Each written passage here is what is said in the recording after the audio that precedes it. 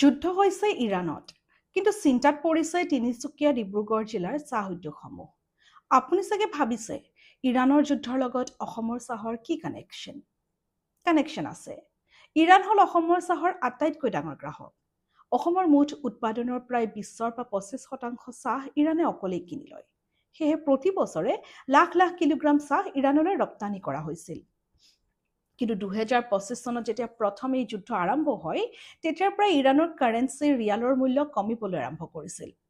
আমাৰ 100 টকাৰ চাহ কিনিবলৈ তেওঁলোকক প্ৰায় 500-600 টকাৰ প্ৰয়োজন হৈছিল, আৰু ইমান বেছি দামত চাহ তেওঁলোকে কিনিবলৈ অপৰাগ।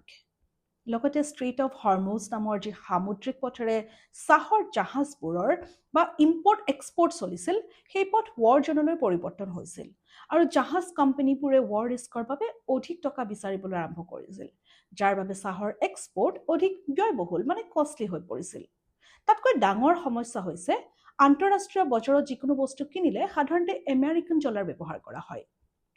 কিন্তু আমেৰিকাই ইৰাণৰ ওপৰত নিষেধাজ্ঞা বা চেংচন লগাই থৈছে।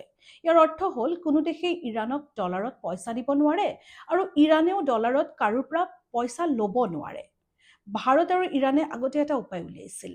ইৰাণে ভাৰতক তেল দিব, আৰু ভাৰতে তাৰ বিনিময়ত ইৰাণক টকা ৰুপি দিব। সেই টকাৰে ইৰাণে আমাৰ পৰা চাহ কিনিব। কিন্তু এতিয়া ভাৰতে ইৰাণৰ পৰা তেল কিনা প্ৰায় বন্ধ কৰি দিছে। গতিকে ইৰাণৰ হাতত আমাৰ ভাৰতীয় টকাৰো অভাৱ ঘটিছে। এতিয়া যদি ইৰাণে চাহ নিকিনে, তেন্তে সেই হাজাৰ হাজাৰ টন চাহ ভাৰতীয় স্থানীয় বজাৰত জমা হ'ব।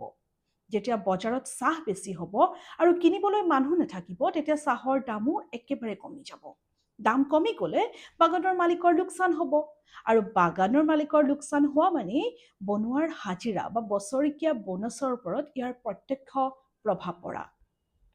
গতিকে যুদ্ধ ইৰাণতেই হওক বা আমেৰিকাত, ইয়াৰ প্ৰভাৱ আপোনাৰ মোৰ সকলোৰে ওপৰত পৰে।